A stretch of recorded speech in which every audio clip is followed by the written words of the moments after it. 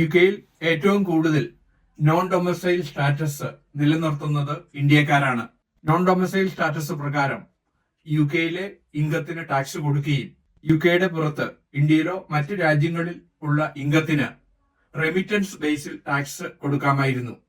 പുതിയ labour government ഈ നിയമം മാറ്റുകയും ഇതുവഴിയായിട്ട് കൂടുതൽ ടാക്സ് NHS ഫണ്ടിങ്ങിനും മറ്റും ഉപയോഗിക്കുമെന്ന് പുതിയ ചാൻസലറായിട്ടുള്ള റേച്ചൽ റീവീസ് പറഞ്ഞിരിക്കുന്നു.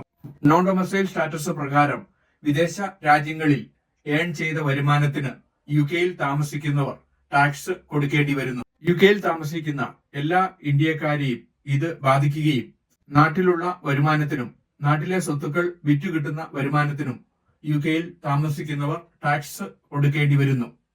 ഈ വിഷയത്തെ പറ്റിയുള്ള പൂർണ്ണ വിവരങ്ങൾ ഞങ്ങളുടെ യൂട്യൂബ് ചാനലിൽ അപ്ലോഡ് ചെയ്തിട്ടുണ്ട്.